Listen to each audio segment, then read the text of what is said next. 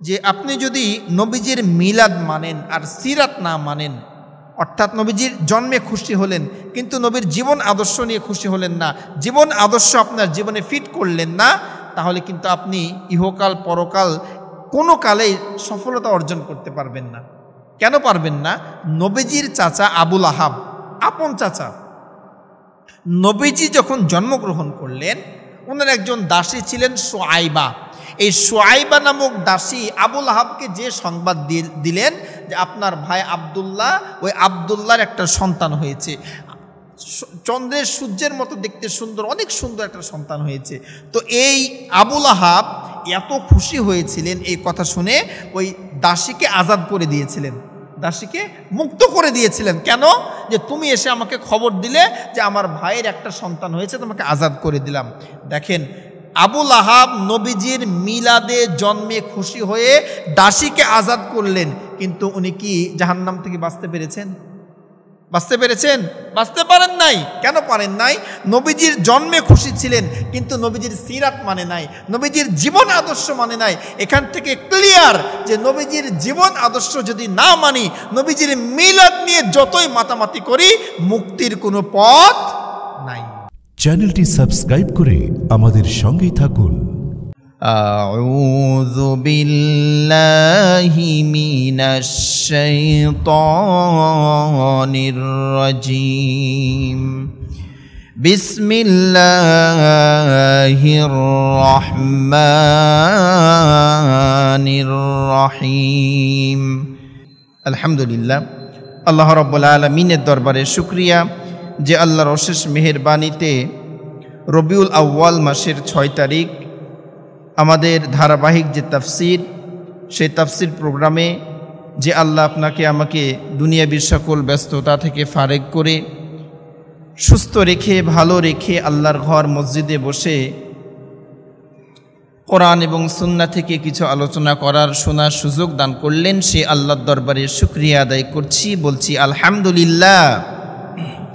লক্ষ কোটি দরুদ এবং সালাম সর্বযুগের সর্বকালের সর্বশ্রেষ্ঠ মহামানব আপনার আমার প্রাণপ্রিয় নবী, যিনি এই মাসে ধূলির ধরায় এসে অন্ধকার সমাজের সকল অন্ধকার দূর করেছিলেন, যিনি এই মাসে পৃথিবীতে তাশরিফ নিয়ে পৃথিবীর থেকে সকল জাহিলিয়াতকে দূর করে আলোর প্রদীপ জ্বালিয়েছিলেন, সেই মহান নেতা মহামানব আপনার আমার প্রাণপ্রিয় নবী, নবী মুহাম্মদুর রাসূলুল্লাহ সাল্লাল্লাহু আলাইহি ওয়াসাল্লাম।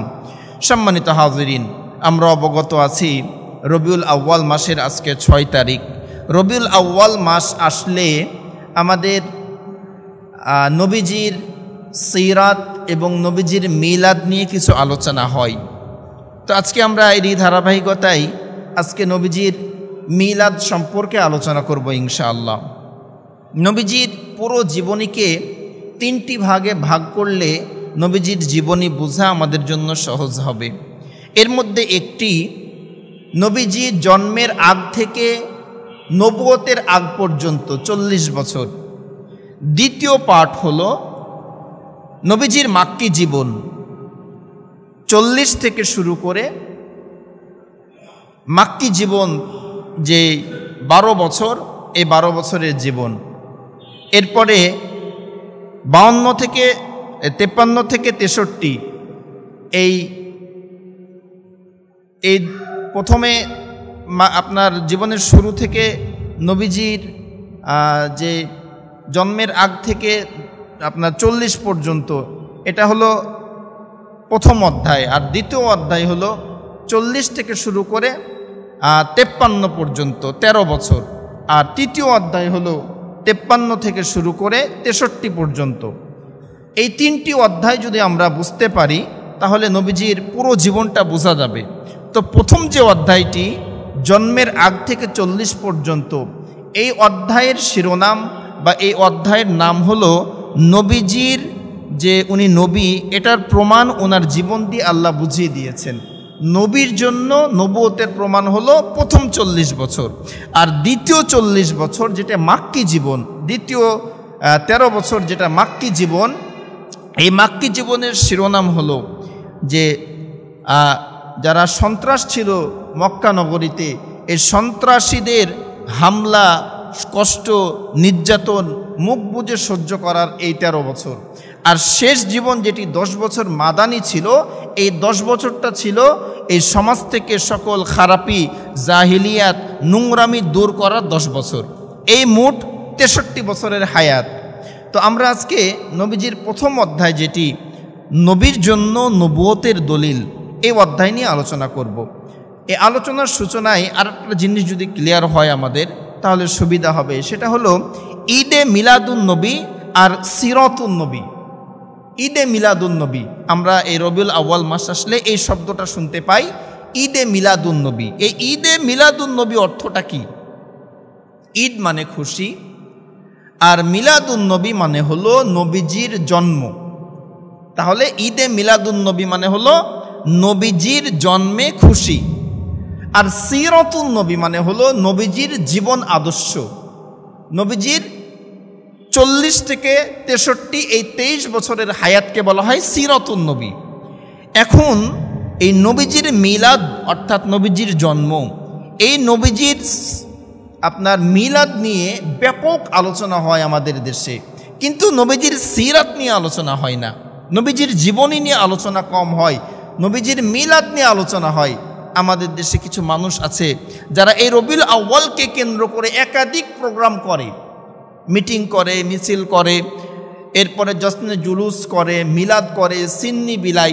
এটা কি মানে কোন কাজকে কেন্দ্র করে? নবীজির মিলাদকে, জন্মকে কেন্দ্র করে করে। কিন্তু তাদের জীবনে নবীজির আদর্শ নাই, সুন্নাহ নাই। তো আমরা যদি কিয়ামত পর্যন্ত নবীজির মিলাদ নিয়ে আলোচনা করি, তাহলে নবীজির শান মান বৃদ্ধি হবে, আমাদের জীবনের কোনো পরিবর্তন আসবে না, আমাদের কোনো লাভ হবে না। নবীজির সিরাত নিয়ে যদি আলোচনা করি, আমার জীবনে নবীজির সিরাত যদি ফিট করতে পারি, তবেই আমার লাভ হবে। নবীজির যে মিলাদ অর্থাৎ জন্ম, এই জন্ম যদি আমরা আমল করতে চাই, এটাও আমাদের দ্বারা সম্ভব না। নবীজির যে মিলাদ অর্থাৎ জন্ম, এই জন্ম নিয়েও যদি আমরা আলোচনা করি বা যদি চেষ্টা করি যে আমার জীবনে আমি এটা বাস্তবায়ন করব, এটা সম্ভব না। কেন সম্ভব না? এই কারণেই সম্ভব না যে নবীজির জন্মে যদি আমি আমল করতে চাই, ওইভাবে জন্ম নিতে চাই, তাহলে আবার মার পেটে যেতে হবে। নবীজি যেইভাবে জন্মগ্রহণ করেছেন, দুনিয়াতে এসেছেন, আমাদেরকেও সেইভাবে আসার চেষ্টা করতে হবে। যেহেতু আমরা চেষ্টা করছি কি নবীজির জন্ম নিয়ে আমল করার, এটা কিন্তু আদৌ সম্ভব না। কেন সম্ভব না? নবী করিম সাল্লাল্লাহু আলাইহি ওয়াসাল্লামকে আল্লাহ রাব্বুল আলামিন অলৌকিকভাবে এই পৃথিবীর বুকে পাঠিয়েছেন।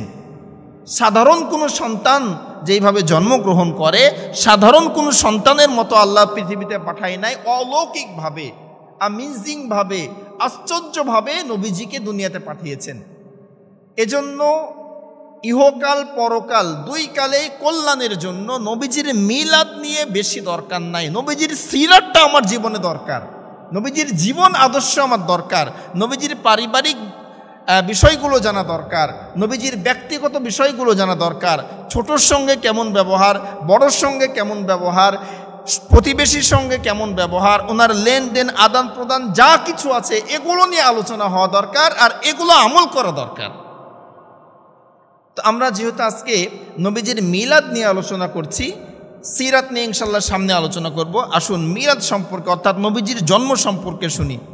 নবী করিম সাল্লাল্লাহু আলাইহি ওয়াসাল্লামের আলোচনা আল্লাহ রাব্বুল আলামিন ওনাকে পৃথিবীতে আসার আগ থেকে এই মানুষের মুখে আলোচনা শুরু করে দিয়েছিলেন।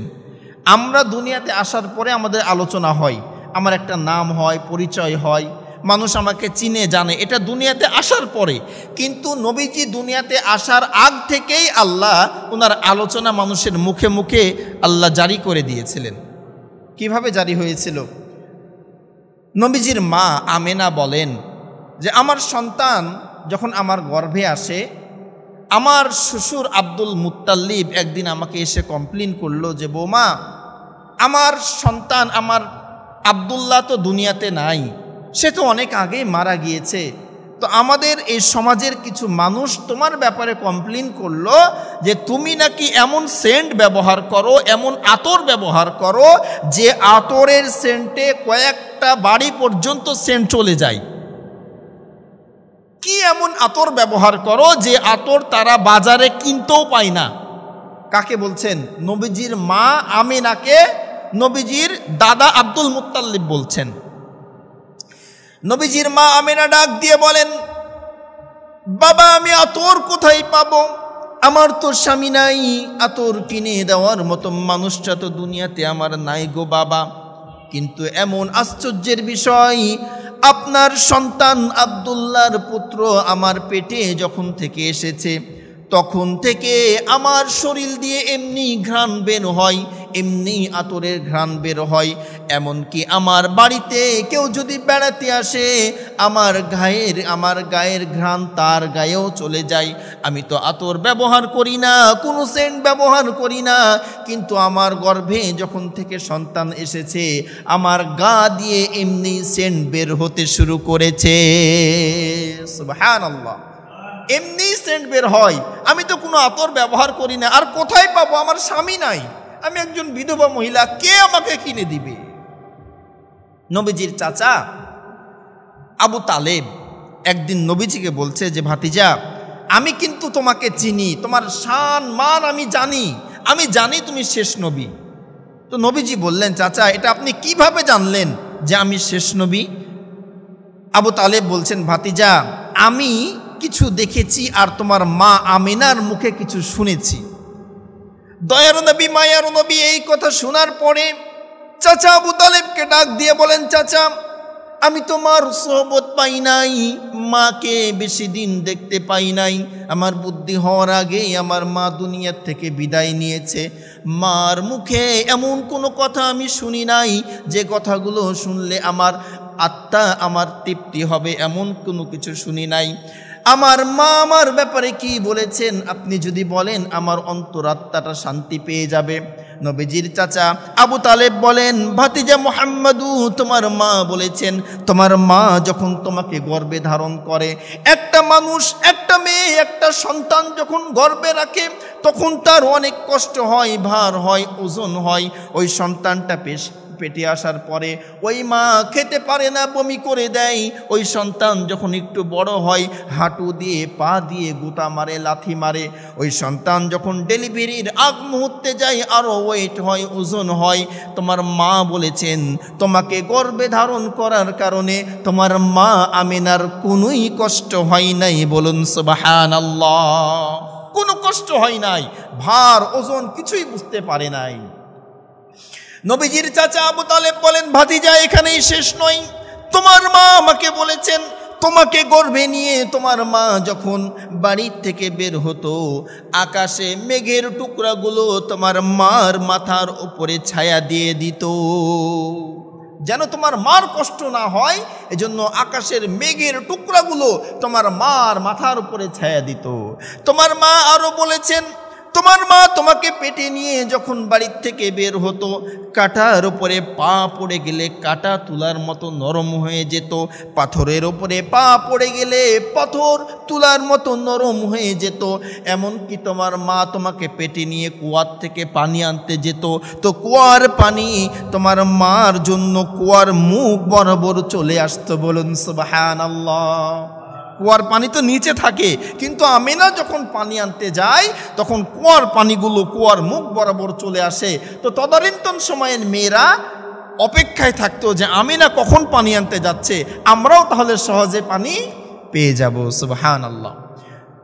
নবী করিম সাল্লাল্লাহু আলাইহি ওয়াসাল্লাম বলেন, চাচা আর কি জানেন? নবীজির চাচা আবু তালেব বলছেন, ভাতিজা তোমার মা আমাকে বলেছেন একটা মেয়ে যখন একটা সন্তান এই দুনিয়ার বুকে জন্ম দেয়, সন্তান প্রসব করে, ওই সময় একটা মার অনেক কষ্ট হয়। একটা মার এত কষ্ট হয়, একটা মানুষ 53 ইউনিট ব্যথা সহ্য করতে পারে। কিন্তু তোমার মা বলেছেন তোমাকে জন্ম দেওয়ার সময় তোমার মার কোনো কষ্টই হয় নাই, বুঝতেই পারে নাই। এখানেই শেষ নয়, তোমার মা বলেছেন এই দুনিয়ার বুকে কোনো সন্তান যখন আসে তার শরীরে অনেক ময়লা লেগে থাকে, পানি লেগে থাকে, রক্ত লেগে থাকে, কিন্তু তুমি যখন দুনিয়াতে এসেছো বাবা, তোমার গাটা পরিষ্কার ছিল, কোনো ময়লাই ছিল না। সুবহানাল্লাহ, কোনো ময়লাই ছিল না, একেবারে পাক পরিষ্কার, একেবারে সুন্দর ছিলে।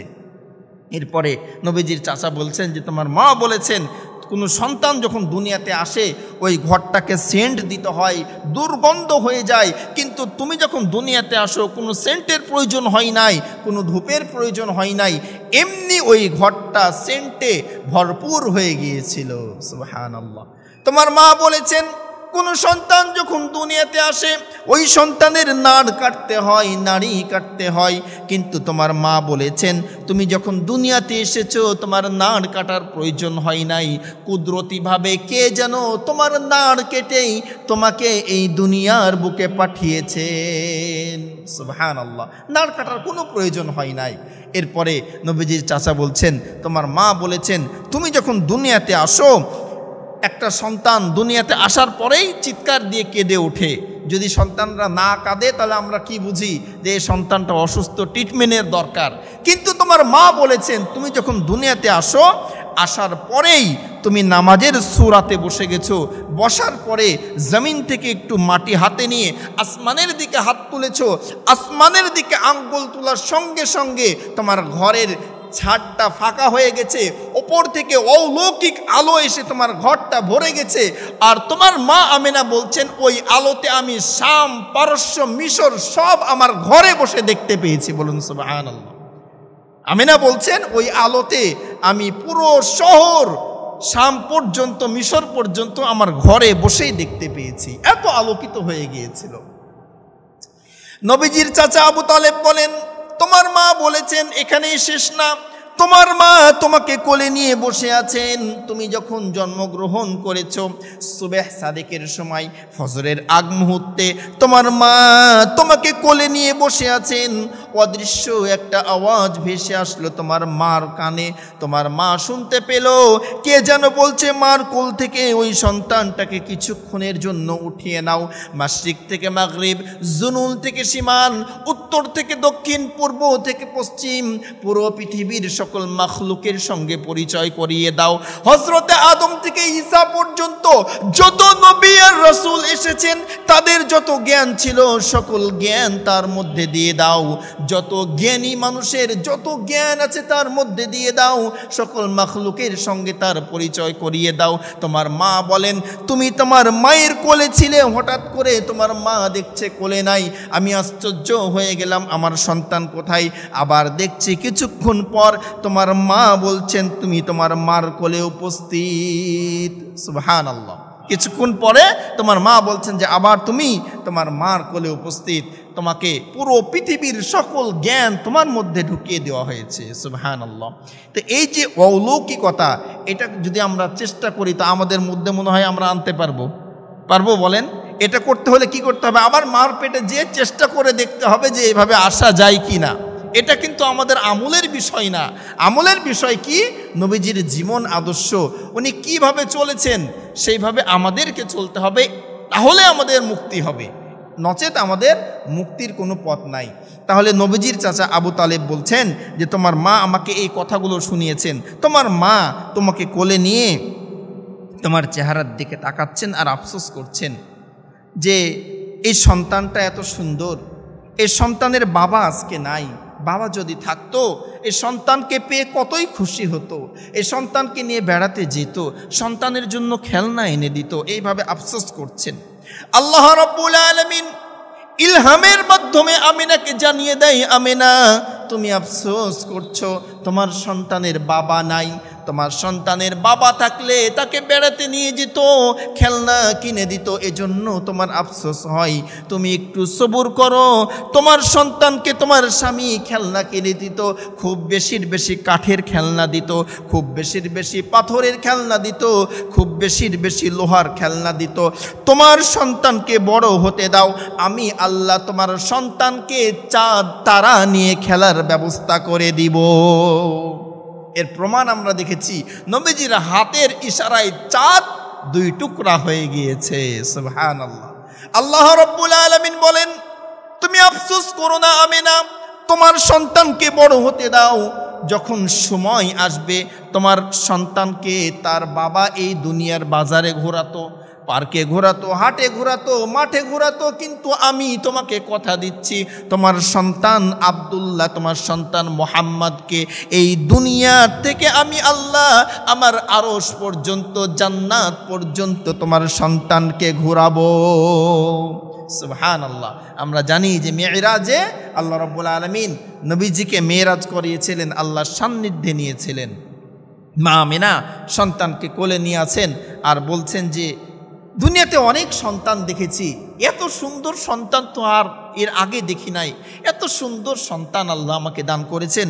এইভাবে নবীজিকে নিয়ে মা আমেনা বলছেন। আর ওই সময়ে ঘরে প্রবেশ করেছেন নবীজির দুধমা হালিমাতুস সাদিয়া রাদিয়াল্লাহু তাআলা আনহা। তো এই কথা শুনে হযরতে হালিমা বলছেন যে আমেনা, তুমি আর কতটুকু দেখেছো? আমাদের কাজই হলো মানুষের বাচ্চা মানুষ করা, দুধ খাওয়ানো, বড় করা। তুমি আর কতটুকু দেখেছো? বিভিন্ন জায়গার মানুষ আমরা দেখেছি, বিভিন্ন পরিবেশের মানুষ দেখেছি, বাচ্চা দেখেছি। আমি আমেনা বলছি এত সুন্দর চেহারার মানুষ আমি কোনোদিন দেখি নাই। বলুন সুবহানাল্লাহ। নবীজির দাদা আব্দুল মুত্তালিব ঘরে প্রবেশ করেছেন। ঘরে প্রবেশ করে বলেন, ও রে হালিমা, তুমি আর কতটুকু দেখেছো? আমি পৃথিবীর বিভিন্ন রাষ্ট্রে গিয়েছি ব্যবসার কাজে। আমি খানাই কাবার মুতাওয়াল্লি হওয়ার কারণে অনেক শিশু আমার কাছে নিয়ে আসে ঝাড়ফুঁক করার কারণে। অনেক শিশু আমি জীবনে দেখেছি, কিন্তু আমার নাতির মতো এত সুন্দর চেহারার শিশু আমি জীবনেও দেখি নাই। সুবহানাল্লাহ, আল্লাহু আকবার। এত সুন্দর চেহারার শিশু আমি কোনোদিন দেখি নাই। হযরতে জিবরাইল ফেরেশতা ঘরের মধ্যে প্রবেশ করে বলছেন, ওরে আব্দুল মুত্তালিব, তুমি আর কতটুকু দেখেছো? আমি হযরতে আদম থেকে ঈসা পর্যন্ত দেখেছি। আমি হযরতে ইব্রাহিমকে নমরুদের আগুনের মধ্যে দেখেছি, হযরতে ইউনুসকে মাছের পেটে দেখেছি। আমি প্রত্যেকটি নবীকে দেখেছি। আমি হুর দেখেছি, গিলমান দেখেছি, পৃথিবীর সকল প্রাণী দেখেছি। আমি জিবরাইল সাক্ষ্য দিচ্ছি, এত সুন্দর চেহারার মানুষ আমি জীবনে কোনোদিন দেখি নাই। সুবহানাল্লাহ। আল্লাহ রাব্বুল আলামিন বলছে, জিবরাইল তুমি দেখবা তো দেখবা কেমনে? আমি আল্লাহ আমার বন্ধু মুহাম্মদের চেয়ে সুন্দর করে কাউকে বানাই নাই। সুবহানাল্লাহ। এত সুন্দর করে কাউকে বানাই নাই, তাহলে তুমি দেখবা কিভাবে? এখানে একটা লজিক বা একটা সিস্টেম শুনেন। আল্লাহ রাব্বুল আলামিন যেই কওমের জন্য যেই নবীকে পাঠিয়েছেন, ওই কওমের মধ্যে যত মানুষ ছিল সকল মানুষের চেয়ে সুন্দর করে আল্লাহ ওই কওমের নবীকে পাঠাতেন। সুবহানাল্লাহ। হযরত আদম আলাইহিস সালাতু ওয়াস সালাম যে কওমের জন্য, যে এলাকার জন্য যে মানুষের নবী ছিলেন, ওই এলাকায় যত মানুষ ছিল সবার চেয়ে সুন্দর ছিল। হযরত ইব্রাহিমের জামানায় যত মানুষ ছিল সবার চেয়ে ইব্রাহিম নবী সুন্দর ছিল। এখন বলেন যে আপনার আমার নবী কোন এলাকার জন্য? নির্দিষ্ট কোনো এলাকার জন্য? নির্দিষ্ট কোনো এলাকার জন্য না। উনি ওমা আরসালনাকা ইল্লা রাহমাতাল লিল আলামিন, পুরো পৃথিবীর জন্য রহমত। পুরো পৃথিবীর জন্য আল্লাহ আমার নবীকে পাঠিয়েছেন, পুরো ওয়ার্ল্ডের জন্য আল্লাহ পাঠিয়েছেন। শুধু যে এই যে আমাদের গ্রহ, এই গ্রহের জন্য না, আল্লাহ যে আরো কত গ্রহ বানিয়েছেন, কত কি বানিয়েছেন, সবার নবী আপনার আমার নবী। শুধু আমাদেরই না, জিন জাতির নবী আপনার আমার নবী। শুধু জিন জাতিরই না, হযরতে আদম থেকে ঈসা পর্যন্ত যত নবী রাসূল দুনিয়াতে এসেছেন সবার নবী আপনার আমার নবী। সুবহানাল্লাহ। এখানেই শেষ নয়, এই পৃথিবীর বাইরে জান্নাত আমাদের জন্য আল্লাহ রেখেছেন, যে জান্নাতের মধ্যে আল্লাহ হুর গিলমান বানিয়েছেন। যে হুরের বর্ণনা দিতে যে আল্লাহ বলছেন, তাদের মর্যার ভিতর দিয়ে, যেই মর্যার ভিতরে চামড়ার ভিতর দিয়ে যে মর্যা আছে, এই মর্যা পর্যন্ত দেখা যাবে। ওই হুরগুলো এত সুন্দর হবে, তারা যদি দুনিয়ার বুকে একটু থুতু ফেলে পুরো পৃথিবী সেন্টে ভরে যাবে। এত সুন্দর করে হুর বানিয়েছেন। তো আল্লাহ রাব্বুল আলামিন এই দুনিয়ার বাইরেও হুর গিলমানের জন্য আপনার আমার নবীকে নবী বানিয়েছেন। এর মানে হলো হুর গিলমানের চেয়েও সুন্দর করে আপনার আমার নবীকে আল্লাহ বানিয়েছেন। বলুন সুবহানাল্লাহ, আল্লাহু আকবার। হযরতে আয়েশা সিদ্দিকা বলছেন যে ইউসুফ আলাইহিস সালাতু ওয়াস সালামকে দেখে যে সকল মেয়েরা হাত কেটে ফেলেছিল, ইউসুফ নবীকে দেখে তার সৌন্দর্য দেখে লেবু কাটতে কাটতে যারা হাত কেটেছিল, আমার নবী মুহাম্মদুর রাসূলুল্লাহকে তারা যদি দেখতো হাত কাটতে কাটতে তাদের কলিজা পর্যন্ত কেটে ফেলতো, তাদের হুশ আসতো না। বলেন সুবহানাল্লাহ। এত সুন্দর করে আল্লাহ আপনার আমার নবীকে বানিয়েছেন। তাহলে এই বর্ণনাগুলো শুনলাম, এগুলো মার মুখের। এরপরে হযরতে হালিমাতুস সাদিয়া রাদিয়াল্লাহু তাআলা আনহা ঘরে আসলেন একটা বাচ্চা নিবেন, কিন্তু সব বাচ্চাদেরকে সবাই নিয়ে গিয়েছেন, খালি নবী মুহাম্মদুর রাসূলুল্লাহ আছেন, উনাকে কেউ নিচ্ছেন না। এর কারণ হলো বাবা নাই। মানে যারা মানুষের বাচ্চা দুধ খেয়ে মানুষ করায়, তাদের একটা টেন্ডেন্সি হলো যে বাপ থাকলে, বড়লোক হলে আমাকে টাকা বেশি দিবে। কিন্তু নবীজির যেহেতু বাবা নাই, বেশি অর্থ নাই, গরিব মানুষ, এজন্য কেউ নবীজিকে নিল না। কেউ যখন না নিল, হযরতে হালিমাতুস সাদিয়া রাদিয়াল্লাহু তাআলা আনহা নবীজির চেহারা দেখে মায়ায় পড়ে গেলেন। আর কোনো সন্তানও নাই যাকে নিয়ে যাবেন। তো স্বামীর সঙ্গে পরামর্শ করলেন যে এই সন্তানটাকে খুব সুন্দর লাগছে, এই সন্তানটাকে নিয়ে যাই। তো মা আমেনা, হযরতে হালিমা যখন নবীজিকে কোলে নিলেন, কোলে নেওয়ার পরে উনি বলছেন যে আমার একটা আত্মতৃপ্তি আসলো মনে, আমরা একটা মনে শান্তি পেলাম, একটা জান্নাতি শান্তি আমি অনুভব করলাম। যেই দুম্বাই উটে করে আমি এসেছিলাম, ওই উটটা এতটাই দুর্বল ছিল যে আমি সবার পিছে পড়ে গিয়েছিলাম, আমার জন্য সবাই বিরক্ত হচ্ছিল, এতই দুর্বল ছিল। কিন্তু আমি যখন নবী মুহাম্মদকে আমার উটের পরে বসিয়ে নিলাম, আমার উটটা সবার আগে চলে গেল। আমার আরেকটা সন্তান ছিল, যেই সন্তানটা দুধ পাচ্ছিল না, উটের দুধ ছিল না, আমার স্তনেও দুধ ছিল না। রাস্তায় আসতে আসতে আমার সন্তানকে আমি দুধ খাওয়াতে পারি নাই। কিন্তু নবী মুহাম্মদকে যখনই কোলে নিয়েছি, আমি তাকিয়ে দেখি উটের ওলানে দুধ, আমার স্তনে দুধ, আমি মুহাম্মদকে দুধ পান করিয়েছি, আমার সন্তানকে দুধ পান করিয়েছি। আমিনা হযরতে হালিমা বলছেন, আমি যখন বাড়িতে গেলাম, বাড়িতে যেয়ে দেখছি যে আমার ফসলে আমার বাড়ি ভরে গিয়েছে, কুয়ায় পানি ছিল না, পানিতে ভরে গিয়েছে, রহমতে আমার বাড়ি ভরে গিয়েছে। নবী মুহাম্মদুর রাসূলুল্লাহ এইভাবে হালিমাতুস সাদিয়ার বাড়িতে বড় হতে শুরু করলেন। বড় হতে হতে চলাফেরা করার মতো বয়স, এরকম বয়সে ওনার দুধ ভাইয়ের সঙ্গে বাড়ির বাইরে বের হয়েছেন। বাড়ির বাইরে বের হয়ে ছাগল চড়াচ্ছেন। এমতো অবস্থায় দেখলেন যে সাদা পোশাক পরে দুইজন মানুষ এসে নবীজির গলা থেকে নিয়ে একেবারে বুক পর্যন্ত ফেড়ে ফেলেছে। দুইজন বাচ্চা, একজন নবীজি আর ওনার দুধ ভাই। তো এই দৃশ্য দেখে ছোট মানুষ দুধ ভাই দৌড় দিয়ে বাড়িতে গিয়েছে। বাড়িতে যেয়ে মাকে বলছে, মা, আমার দুধ ভাই, আমার ভাই মুহাম্মদকে দেখলাম সাদা কাপড় পরা একটা মানুষ তার গোটা বুকটাকে একবারে ফেড়ে ফেলেছে। তো হযরতে হালিমাতুস সাদিয়া দৌড় দিয়ে এসেছেন যে আসলে কি ঘটনা দেখার জন্য। উনি এসে দেখছেন যে নবীজির একেবারে গলা থেকে বুক পর্যন্ত গোটা ফাড়া। তো জিজ্ঞাসা করলেন, বাবা কি হয়েছে?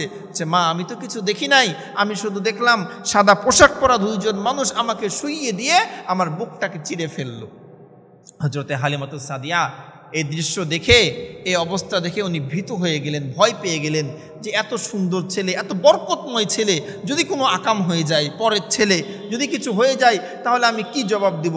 স্বামীকে বললেন, চলো আমরা মক্কায় ফিরে যাই, যার সন্তান তাকে দিয়ে আসি। হযরতে হালিমাতুস সাদিয়া নবী মুহাম্মদুর রাসূলুল্লাহ সাল্লাল্লাহু আলাইহি ওয়াসাল্লামকে সঙ্গে নিয়ে মা আমিনার ঘরে এসে বলছেন, ও গো বোন আমিনা, তোমার সন্তানকে মনে হয় আমার কাছে রাখতে পারবো না। হযরতে আমিনা বলেন, কেন বোন, কেন রাখতে পারবে না? হযরতে হালিমা বলছেন, এই যে দেখো তোমার সন্তান বাড়ির পাশে খেলছিল, সাদা পোশাক পরা কিছু মানুষ এসে তার বুকটাকে চিড়ে ফেলেছিল, জানি না কি হয়ে হয়েছে আমার জানা নাই, তবে আমার মনে হচ্ছে তাকে জিনে আসর করেছে। হযরতে আমেনা বলেন, আমার এই সন্তানকে জিনে আসর করতে পারে না, কেননা আমার সন্তান যখন গর্ভে এসেছে আমি একাধিক দিন স্বপ্ন দেখেছি। হযরতে রহিমা, হযরতে আসিয়া, জান্নাতি হুর গিলমানগুলো আমাকে এসে বলেছে, তোমার গর্ভে যে সন্তান আছে আমিনা, এটা সাধারণ কোনো সন্তান না, এটা অসাধারণ একটি সন্তান। এই সন্তানের দিকে তুমি খেয়াল রেখো, নজর রেখো।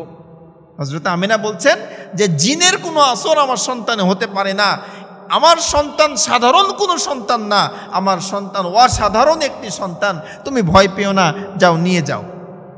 সুবহানাল্লাহ, তুমি নিয়ে যাও, ভয় পেও না, ভয়ের কোনো কারণ নাই। নবী করিম সাল্লাল্লাহু আলাইহি সাল্লামকে নিয়ে আবার হালিমা চলে গেলেন। এরপরে ওনার যখন 6 বছর বয়স হলো তখন মা আমিনার কাছে আবার ফিরিয়ে নিয়ে আসলেন মা আমিনাকে সন্তান বুঝিয়ে দেওয়ার জন্য। মা আমিনার কাছে সন্তান ফিরিয়ে দিয়ে হালিমাতুস সাদিয়া যখন চলে গেলেন, হযরতে নবী করিম সাল্লাল্লাহু আলাইহি সাল্লাম 6 বছরের বালক, খেলাধুলা করে, সবার খেলাধুলা দেখার জন্য মাঠে যায়। খুবই শান্ত শিষ্ট একটা ছেলে, কারোর সঙ্গে কোনো দুষ্টামো নাই, কোনো দৌড়াদৌড়ি নাই, কোনো হই হাল্লা নাই, এরকম একটা সন্তান। তো সবাই ওনাকে ভালোবাসেন, কিন্তু ওনার মনে একটা প্রশ্ন যে সবাই খেলতে যায়, সন্ধ্যাবেলায় দেখি যে বৃদ্ধ বয়সের কিছু মানুষ এসে সবাইকে কোলে তুলে নেয়, আদর দেয়, চুমা দেয়, আমাকে তো কেউ বাবা বলে একদিন নিতে আসলো না। মনে প্রশ্ন জেগেছে। মাকে যে বলছেন যে মা, সবাইকে দেখি আমার বন্ধুদেরকে বৃদ্ধ বয়সের কিছু মানুষ এসে তাদেরকে কোলে তুলে নেয়, আদর করে, বাবা বলে, আমার বাবা তো কোনোদিন আসলো না, আমার বাবা কই? হযরতে আমিনা বাকরুদ্ধ হয়ে যায়, কোনো অ্যানসার করতে পারে না, কোনো কথা বলতে পারে না। একটা কথাই শুধু বলে, ওরে বাবা তুমি চিন্তা করো না, তোমার বাবা এই দুনিয়ার বুকে নাই, আল্লাহর ডাকে সাড়া দিয়ে পরলোকে গমন করেছে, আমাদের জন্য আল্লাহ যথেষ্ট। বলুন সুবহানাল্লাহ, আমাদের জন্য আল্লাহ যথেষ্ট, তুমি চিন্তা করো না। তারপরেও ছোট মানুষ তো মন মানে না। পরের দিন আবার খেলা দেখতে গিয়েছে। খেলা দেখতে যেয়ে সকল বয়সী ছেলেদেরকে বাবা এসে নিয়ে গিয়েছে। উনি মাঠের কোনায় বসে ডুকরে ডুকরে কাঁদছেন। এদিকে সন্ধ্যা হয়ে গিয়েছে। মা আমিনা একে ওকে জিজ্ঞাসা করে, আমার সন্তানকে তোমরা দেখেছো? সন্ধ্যা হয়ে গিয়েছে, আমার সন্তান এখনো বাড়িতে আসে নাই, আমার সন্তান কোথায়, তোমরা কি দেখেছো? মা আমিনা দৌড় দিয়ে মাঠের দিকে যেয়ে দেখে মাঠের কোনায় বসে নবী মুহাম্মদুর রাসূলুল্লাহ ডুকরে ডুকরে কাঁদে। মা আমিনা কোলে তুলে নিয়ে বলেন, বাবা তুমি কাঁদো কেন, কি হয়েছে? কেউ কি তোমাকে কষ্ট দিয়েছে নাকি? নবীজি বলছেন, মা আমাকে কেউ কষ্ট দেয় নাই, কিন্তু আমার মনে প্রশ্ন, সবাইকে তার বাবা এসে নিয়ে যায়, আমার বাবা তো কোনোদিন আসলো না, আমাকে বাবা বলে আদর দিল না। আমি সিদ্ধান্ত নিয়েছি যতক্ষণ না আমার বাবা আসবে আমি এই মাঠের কোণা থেকে উঠব না। আমার বাবা যদি না আসে, আমাকে আদর যদি না করে, আমি এই কোণার থেকে উঠব না। হযরতে আমিনা শিশু নবীকে কোলে তুলে নিয়ে বললেন, বাবা তুমি কষ্ট পেও না, চলো আমার সঙ্গে বাড়িতে চলো। বাড়িতে এসে শ্বশুর আব্দুল মুত্তালিবকে ডাক দিয়ে বলেন, আর তো বুঝিয়ে রাখা যায় না, বড় হচ্ছে, এখন বড় হচ্ছে, বাবার কথা প্রশ্ন করছে, কি করা যায়? আব্দুল মুত্তালিব আমিনাকে বললেন, যাও বাবার কবরটা জিয়ারত করিয়ে আনো, বাবার কবরটা জিয়ারত করিয়ে আনো, যদি তার মনটা একটু ভালো হয়। শ্বশুর আব্দুল মুত্তালিব শিশু নবীকে সহ কিছু দাসীকে দিয়ে নবীজির বাবার কবর জিয়ারতের জন্য পাঠিয়ে দিলেন। নবীজি বাবার কবরের সামনে যেয়ে ডুকরে ডুকরে কাঁদে, বাবা বাবা বলে চিৎকার করে কাঁদে। আল্লাহ রাব্বুল আলামিন বলছেন, বন্ধু মুহাম্মদু তুমি তোমার বাবার জন্য কাঁদছো, কিন্তু তোমাকে আমি এতিম বানিয়েছি এই কারণে যে দুনিয়াতে যত এতিম আসবে ওই এতিমগুলো যেন আফসোস না করে, এজন্য আমি তোমাকে এতিম বানিয়েছি, তুমি হবে এতিমদের সর্দার। আল্লাহ রাব্বুল আলামিন সূরা দুহার মধ্যে বলছেন, ফাআম্মাল ইয়াতীমা ফালা তাকহার ওয়া আম্মাস সাইলা ফালা তানহার। আমি কি তোমাকে এতিম অবস্থায় পাই নাই? আমি কি তোমাকে সাইল অবস্থায় পাই নাই? আমি তো তোমাকে এতিম অবস্থায় পেয়েছি, আমি দিশাহারা পেয়েছি, আমি আল্লাহই তো তোমাকে দিশা দেখিয়েছি। সুবহানাল্লাহ। নবী করিম সাল্লাল্লাহু আলাইহি ওয়াসাল্লাম বাবার কবর জিয়ারত করতে গিয়েছেন, কিন্তু কি আশ্চর্যের বিষয়, আল্লাহ রাব্বুল আলামিন আমার নবীকে এমন এতিম বানিয়েছেন, বাবার কবর জিয়ারত করতে যে মাকেও হারিয়ে এসেছেন। বাবার কবর জিয়ারতে গেছেন আবওয়া নামক স্থানে, ওখানে যে মা আমেনা অসুস্থ হয়ে উনিও ইন্তেকাল করলেন। এতিম নবী আবার ব্যাক আসলেন, বাড়িতে এসে দাদা আব্দুল মুত্তালিবের কাছে লালিত পালিত হচ্ছেন। ওনার যখন 8 বছর বয়স, তখন দাদা আব্দুল মুত্তালিবও দুনিয়ার থেকে বিদায়। আমার নবী এমন এতিম নবী, জীবনে যে ডাল ধরেছে সেই ডালই আমার নবীকে ছেড়ে দিয়েছে। খুব বেশি সময় লাস্টিং করে নাই। জন্মের আগে বাবা নাই, জন্মের পরে মা নাই, দাদার কাছে লালিত পালিত হচ্ছেন, দাদাও চলে গেল। এখন চাচা আবু তালেবের কাছে নবীজির দাদা আব্দুল মুত্তালিব ওসিয়ত করে গিয়েছিলেন যে আমি মৃত্যুর পরে আবু তালেবের কাছে আমার এই নাতি থাকবে। খুব ভালোবাসতেন নবীজির দাদা আবু তালেব, আব্দুল মুত্তালিব খুব ভালোবাসতেন নবীজিকে। এতই ভালোবাসতেন যে নবীজির দাদার একটা জায়গা ছিল, যে জায়গাটা কাবা শরীফের পাশে, ওই জায়গাতে উনি আরাম করতেন, ওখানে কেউ যাওয়ার সাহস পেত না, কিন্তু নবীজিকে নিয়ে ওনার দাদা ওখানে অবস্থান করতেন। ভালোবাসার আরেকটা কারণ হলো যে ওই যে পাথরটা আছে, হযরত ইব্রাহিম নবী যে পাথরের উপরে দাঁড়িয়ে কাবা শরীফ নির্মাণ করেছিলেন, ওই পাথরের যে পায়ের ছাপ আর নবীজির পায়ের ছাপ একই ছিল। বলেন সুবহানাল্লাহ, মানে একই ক্যাটাগরির ছিল।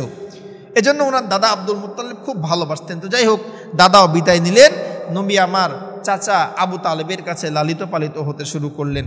আবু তালেব ওনাকে খুব ভালোবাসতেন। ওনার একাধিক সন্তান ছিল, কিন্তু কোনো সন্তানকে এত ভালোবাসা দিতেন না যেই পরিমাণ ভালোবাসা নবী মুহাম্মদ রাসূলুল্লাহকে দিতেন। সবসময় কাছে রাখতেন, ওনার এক প্লেটে খাবার নিয়ে খেতেন, ওনাকে খাইয়ে দিতেন, খুব ভালোবাসতেন। তো এইভাবে নবীজি চাচার কাছে লালিত পালিত হতে শুরু করলেন। এরপরে চাচা একদিন সিরিয়াতে ব্যবসার জন্য রওনা করবেন, ভাতিজাকে ছাড়ে না, কাজ ছাড়া করে না। এখন উনি লং টাইমের জন্য সিরিয়া যাবেন ব্যবসার কাজে। এখন উনি বাড়ির থেকে বের হয়েছে, আর সেই সময় নবীজি এসে চাচাকে চাপড়িয়ে ধরেছে। চাচা, আপনি আমাকে থুয়ে চলে যাচ্ছেন। আমাদের বাচ্চারা যা করে আর কি, দেখবেন যে বাড়ি থেকে বের হলে বাচ্চা পেছন থেকে এসে কী করে, চাপড়িয়ে ধরে, বুকের সঙ্গে এসে ধরে। তো নবীজি বলছেন যে চাচা, আপনি আমাকে থুয়ে চলে যাচ্ছেন। তো নবীজি বললেন যে ঠিক আছে, চলো, তুমিও চলো। তো নবীজিকে নিয়ে ওনার চাচা সিরিয়ার উদ্দেশ্যে রওনা করলেন। সিরিয়ার উদ্দেশ্যে রওনা করে বুসরা নামক স্থানে যেয়ে ওনারা তাঁবু গাড়লেন রেস্ট নেওয়ার জন্য, একটু আরাম করার জন্য তাঁবু গাড়লেন। তো ওখানে একটা গির্জা ছিল, যে গির্জাতে একটা পাদ্রী ছিল যার নাম বাহিরা নামক একজন পাদ্রী ওই গির্জাতে অবস্থান করত। আর ওই গির্জাতে অবস্থান করার কারণ হলো উনি তাওরাত, জাবুর, ইনজিল কিতাবে পেয়েছেন যে এই রাস্তা দিয়ে শেষ নবী এই রাস্তা দিয়ে অতিক্রম করবে। সুবহানাল্লাহ। আর ওনার টার্গেট হলো যে আমি শেষ নবীকে দেখব। এজন্য উনি ওই রাস্তার পাশে সব সময় বসে থাকতেন। মানে ওটা একটা রাস্তা ছিল মক্কা থেকে সিরিয়া যাওয়ার রাস্তা, তো রাস্তার পাশে উনি ওই গির্জায় বসে থাকতেন। নবী করিম সাল্লাল্লাহু আলাইহি ওয়াসাল্লামের ওই কাফেলা যখন রাস্তা দিয়ে যাচ্ছে, ওই বুসরা নামক স্থানে যখন তাঁবু গাড়লেন, ওই পাদ্রী লক্ষ্য করে দেখছে যে এই তাঁবুটা যাচ্ছে, যেই দলটা যাচ্ছে, ওই দলের ওপরে আকাশের মেঘের টুকরাগুলো ছায়া দিচ্ছে। সুবহানাল্লাহ। এই দৃশ্য দেখে ওনার আশ্বাস আরও বেড়ে গেছে।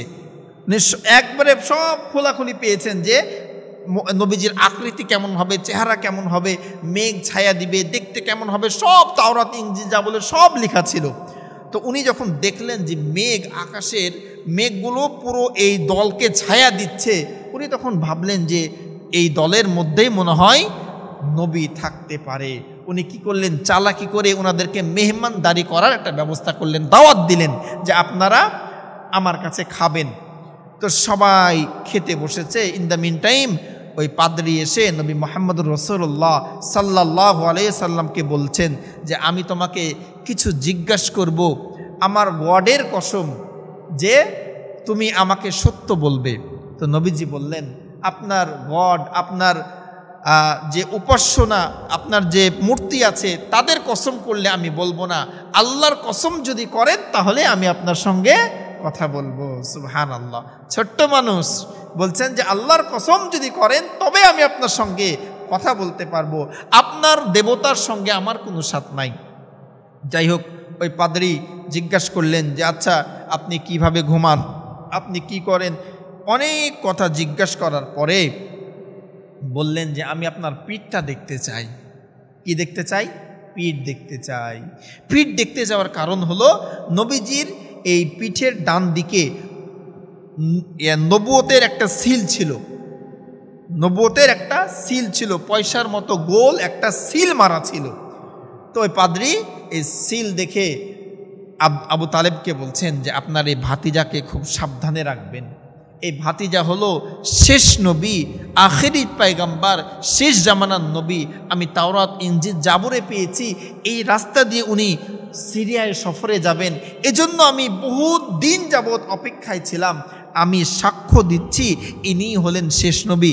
ইনার পিঠে যে মোহর দেখছেন, মোহরে নবুয়ত, এই মোহরে নবুয়ত হলো ওনার শিল, ইনি হলেন শেষ নবী। বলেন সুবহানাল্লাহ। নবী করিম সাল্লাল্লাহু আলাইহি ওয়াসাল্লাম এইভাবে সফর শেষ করলেন। সফর শেষ করে আবার বাড়িতে ব্যাক আসলেন। দিন চলতে আছে, সময় যেতে আছে, তার মনে একটাই টেন্ডেন্সি, একটাই চিন্তা, এই গুণে ধরা সমাজটা কিভাবে ভালো হয়। এ সমাজের মানুষ ছোট্ট বিষয়কে, ঠুনকো বিষয়কে কেন্দ্র করে মারামারি, হুড়াহুড়ি, খানাখানি করে থাকে। এই সমাজের মানুষকে কিভাবে আমি ভালো করি। এলাকার যুবকদেরকে সঙ্গে নিয়ে একটা সংগঠন তৈরি করলেন, যেই সংগঠনের নাম দিলেন হিলফুল ফুজুল সংগঠন তৈরি করে সমাজ থেকে সকল অন্যায় অত্যাচার দূর করার জন্য চেষ্টা করলেন। কিন্তু কি আশ্চর্যের বিষয়, তার চেষ্টা বৃথা হয়ে গেল। ওই সমাজ থেকে একটা অন্যায়ও নবীজি দূর করতে পারলেন না, একটা অন্যায়ও দূর করতে পারলেন না। দিনের পরে দিন চলে গেল। হজরতে খাদিজার সঙ্গে বিয়ের সময় চলে আসলো। তো হজরতে খাদিজা রাদিয়াল্লাহু তাআলা আনহা অনেক বড় একটা ব্যবসায়িক ছিলেন। তো উনি পার্সেন্টেজ হিসাব করে ব্যবসা করতেন।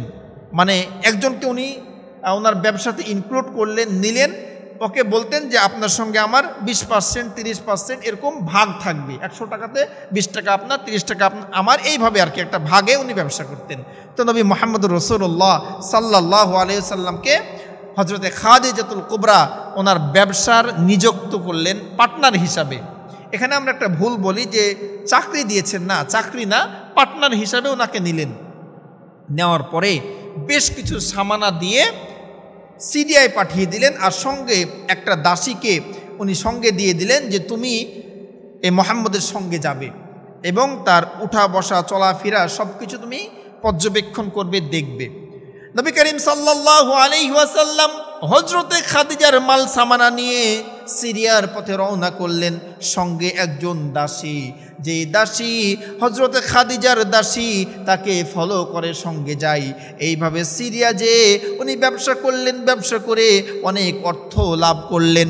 সিরিয়ায় যাওয়ার সময় একজন পাদ্রী তাকে দেখে অনেক কথা বলেছিলেন যে ইনি মুহাম্মদুর রাসূলুল্লাহ সাল্লাল্লাহু আলাইহি ওয়াসাল্লাম। ওই পাদ্রীও স্বীকার করেছিলেন যে ইনি শেষ নবী, শেষ জামানার পয়গম্বর। ওই যে সঙ্গে যে দাসীটা ছিল, মক্কায় ব্যাক করার পরে হযরতে খাদিজাকে সম্পূর্ণ বর্ণনা দিলেন যে এই মানুষটা অময়িক একজন মানুষ, যার মাথার উপর দিয়ে মেঘের টুকরাগুলো সঙ্গে সঙ্গে যায়, যে মানুষটা রাস্তায় হেঁটে গেলে গাছগুলো বাঁকা হয়ে তার মাথায় ছায়া দেয়। এমনকি এই মানুষটা সম্পর্কে একজন পাদ্রী বলেছেন ইনি হলেন আখিরি জামানার পয়গম্বর নবী মুহাম্মদুর রাসূলুল্লাহ, ইনি হলেন আখিরি নবী। এই সব রিপোর্টগুলো হজরতে খাদিজাকে দিলেন। হজরতে খাদিজাতুল কুবরা রাদিয়াল্লাহু তাআলা আনহা সিদ্ধান্ত নিলেন যে উনি নবীজিকে বিবাহ করবেন। সিদ্ধান্ত নিয়ে ওনার যে আত্মীয় স্বজন ছিলেন ওনাদেরকে বললেন যে আমি মুহাম্মদকে বিয়ে করতে চাই, আপনারা ব্যবস্থা করেন। তো ওনারা বলছেন যে তোমার কি মাথা খারাপ?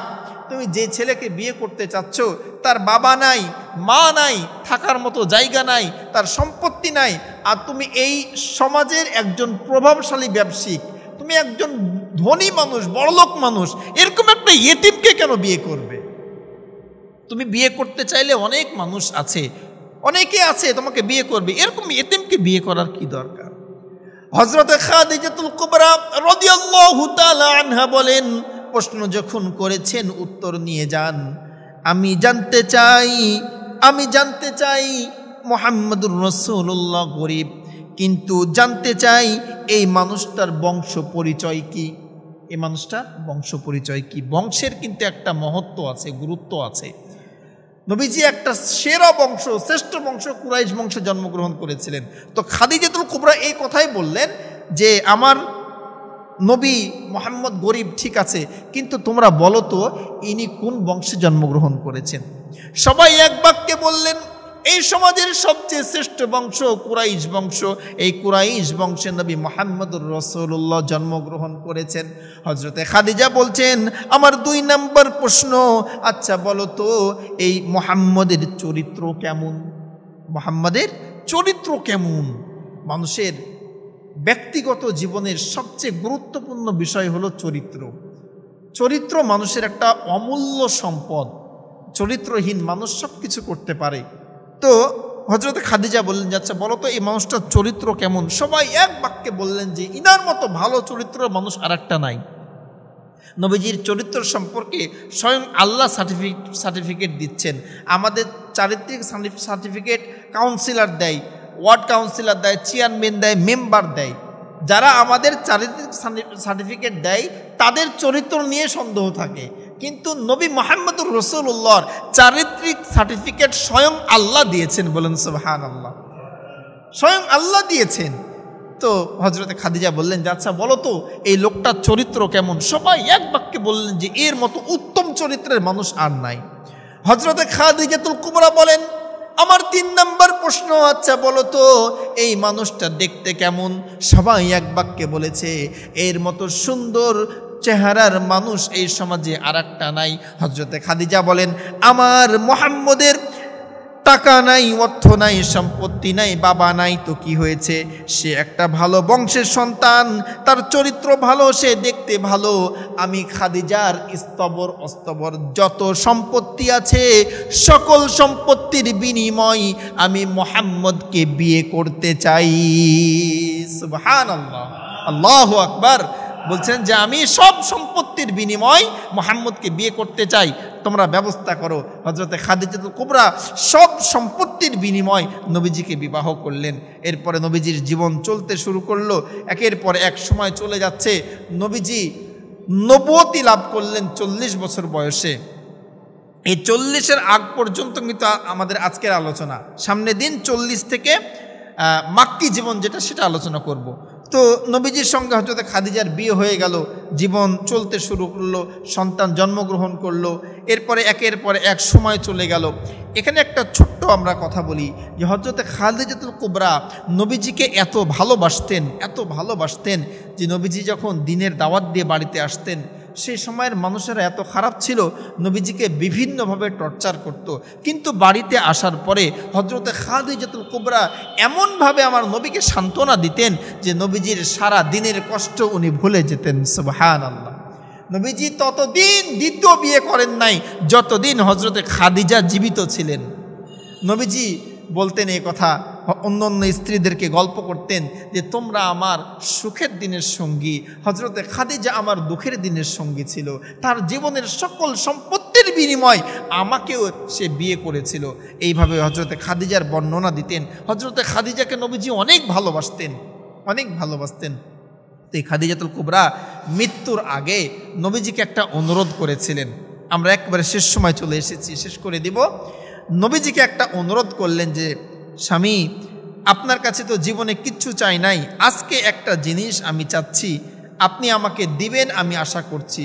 তো দয়ার নবী মায়ের নবী বললেন খাদিজা তুমি আমার কাছে কি চাইবে? তোমাকে দেওয়ার মতো তো আমার কিছুই নাই, তোমাকে দেওয়ার মতো কিচ্ছু নাই। তো হযরতে খাদিজা বললেন ইয়া রাসূলুল্লাহ, ইয়া হাবিবাল্লাহ, এই দুনিয়াবি কোনো কিছু আমি চাই না। আমি চাই যে আমি মৃত্যুর পরে আপনি কবরের পাশে দাঁড়িয়ে আমার কবরের সওয়ালের জবাবটা করে দিবেন। বলুন সুবহানাল্লাহ। হযরতে খাদিজাতুল কুবরা রাদিয়াল্লাহু তাআলা আনহা কবরের ভয়ে, কবরের সওয়াল জবাব করার ভয়ে স্বামী মুহাম্মদকে ডাক দিয়ে বলেন, ও প্রাণের স্বামী, আমি আমার জীবনের বিনিময়, অর্থ সম্পত্তির বিনিময় আপনাকে স্বামী হিসাবে গ্রহণ করেছি। আমার জীবন দিয়ে, আমার সম্পত্তি দিয়ে দিনের জন্য, ইসলামের জন্য হেল্প করেছি, সহযোগিতা করেছি। কিন্তু নবী গো, ওই কবর দেখে আমার খুব ভয় হয়। কবরের সওয়ালের জবাব আমি দিতে পারবো কিনা আমার খুব ভয় হয়। আমি চাই আমি মৃত্যুর পরে আপনি আমার কবরের সওয়ালের জবাবটা করে দিবেন। হযরতে খাদিজাতুল কুবরা মৃত্যুবরণ করলেন। নবী মুহাম্মদুর রাসূলুল্লাহ খাদিজাকে কবরে শুইয়ে দিলেন। কবরে মাটি দেওয়া শেষ হয়ে গেল। নবী করিম সাল্লাল্লাহু আলাইহি ওয়াসাল্লাম কবরের পাশে বসে ছোট্ট মাসুম বাচ্চার মতো ডুকরে ডুকরে কাঁদে।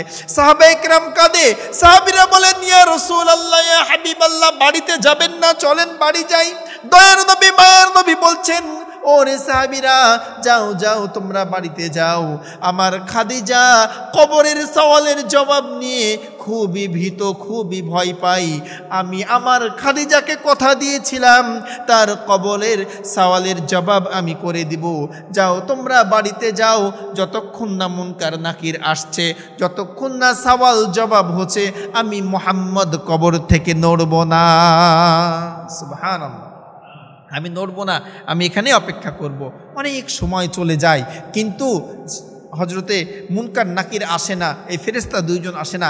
কিছুক্ষণ পরে হজরতে জিব্রাইল ফেরেশতা এসে বলছেন, ইয়া রাসূলুল্লাহ, ইয়া হাবিবাল্লাহ, নবী গো, আপনি বাড়িতে যাবেন না? আপনি এখানে বসে আছেন কেন?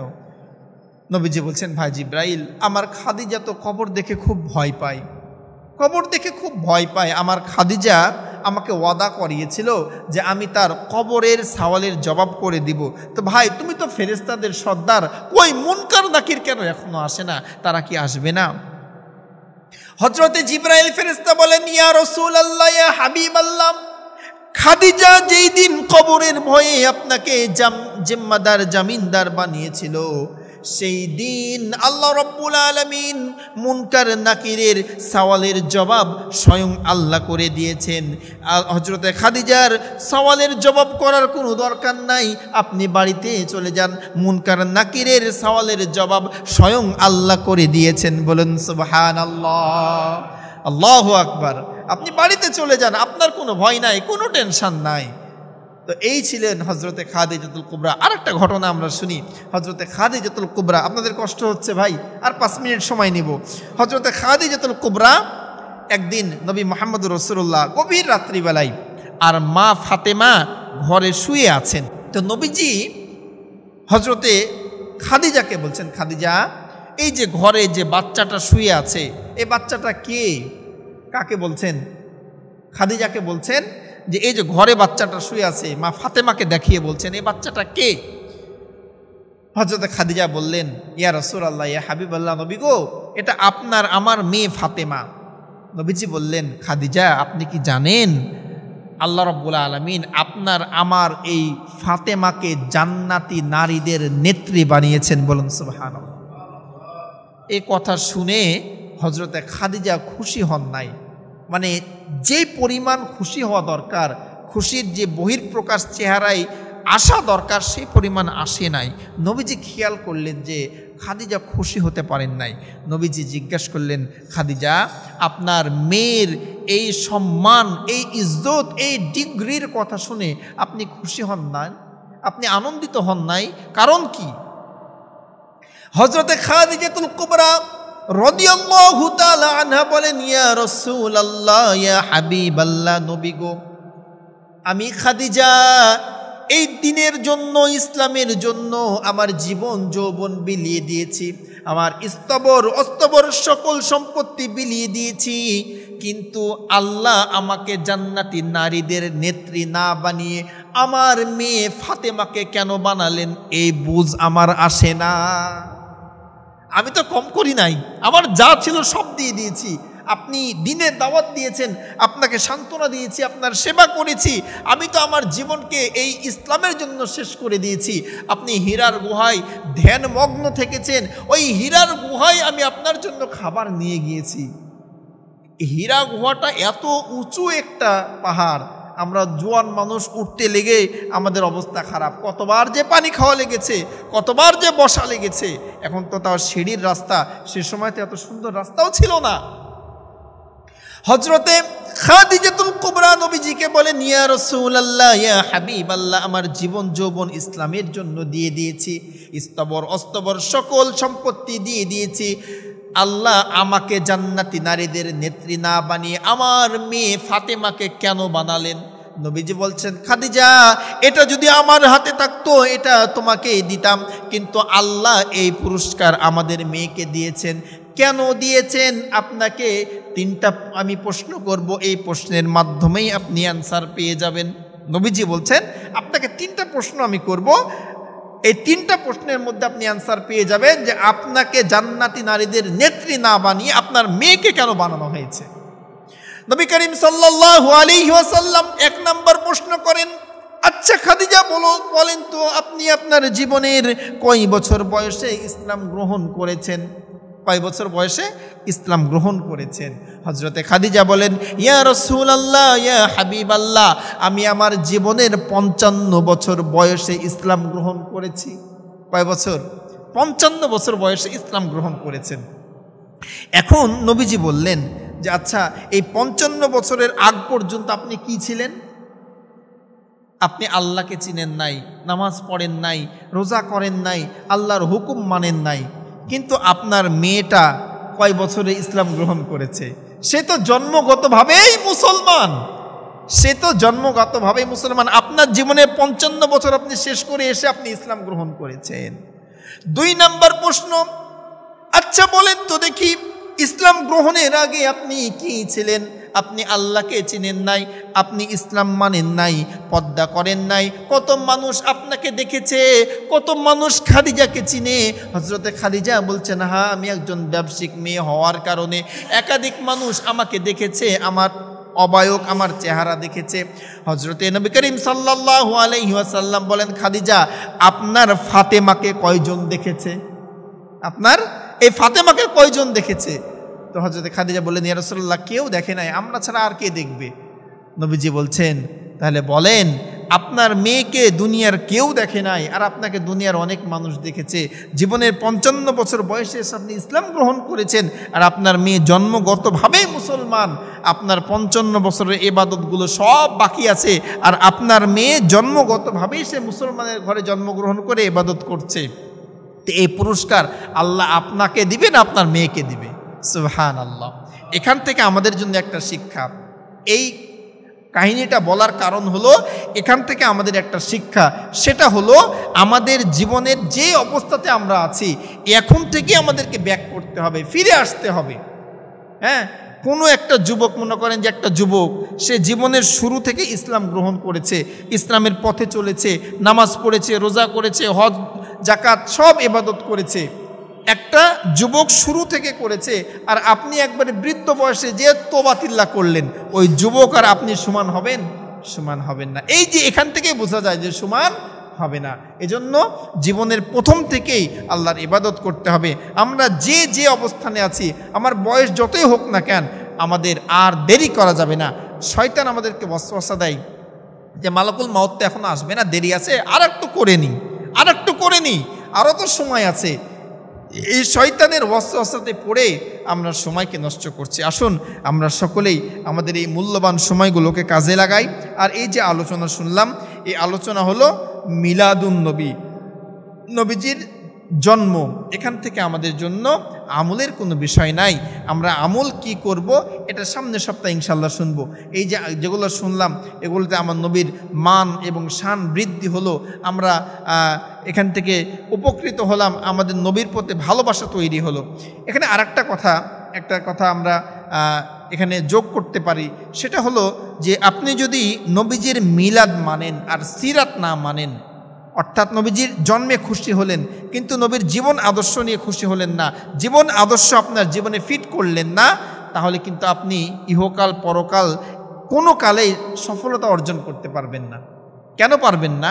নবীজির চাচা আবুল আহাব, আপন চাচা, নবীজি যখন জন্মগ্রহণ করলেন, ওনার একজন দাসী ছিলেন শুআইবা। এই শুআইবা নামক দাসী আবুল আহাবকে যে সংবাদ দিলেন যে আপনার ভাই আব্দুল্লাহ, ওই আব্দুল্লাহর একটা সন্তান হয়েছে, চন্দ্রের সূর্যের মতো দেখতে সুন্দর, অনেক সুন্দর একটা সন্তান হয়েছে। তো এই আবুল আহাব এত খুশি হয়েছিলেন এই কথা শুনে, ওই দাসীকে আজাদ করে দিয়েছিলেন, দাসীকে মুক্ত করে দিয়েছিলেন। কেন? যে তুমি এসে আমাকে খবর দিলে যে আমার ভাইয়ের একটা সন্তান হয়েছে, তোমাকে আজাদ করে দিলাম। দেখেন, আবুল আহাব নবীজির মিলাদে জন্মে খুশি হয়ে দাসীকে আজাদ করলেন, কিন্তু উনি কি জাহান্নাম থেকে বাঁচতে পেরেছেন? বাঁচতে পেরেছেন? বাঁচতে পারেন নাই। কেন পারেন নাই? নবীজির জন্মে খুশি ছিলেন, কিন্তু নবীজির সিরাত মানে নাই, নবীজির জীবন আদর্শ মানে নাই। এখান থেকে ক্লিয়ার যে নবীজির জীবন আদর্শ যদি না মানি, নবীজির মিলাদ নিয়ে যতই মাতামাতি করি, মুক্তির কোনো পথ নাই। আল্লাহ আমাদের সবাইকে বুঝার আমলের তৌফিক দান করুন। আমিন। ওয়া আখির দাওয়ানা আনিল হামদুলিল্লাহি রাব্বিল আলামিন। আজকের প্রোগ্রামটা আমরা हरा गुंबद जो देखोगे ज़माना भूल जाओगे, हरा गुंबद जो देखोगे ज़माना भूल जाओगे, अगर तैबा को जाओगे तो आना भूल जाओगे। न इतना ओ ज़ियादा चाँद तारे अपनी रंगत पर, न इतना ओ ज़ियादा चाँद तारों अपनी रंगत पर, मेरे आका को देखोगे चमक न भूल जाओगे, मेरे आका को देखोगे चमक न भूल जाओगे। तुम्हारे सामने होगा कभी जब गुंबदे खजरा, तुम्हारे सामने होगा कभी जब गुंबदे खजरा, नजर जम जाएगी उस पर हटाना भूल जाओगे, नजर जम जाएगी उस पर हटाना भूल जाओगे, हरा गुंबद जो देखोगे ज़माना भूल जाओगे।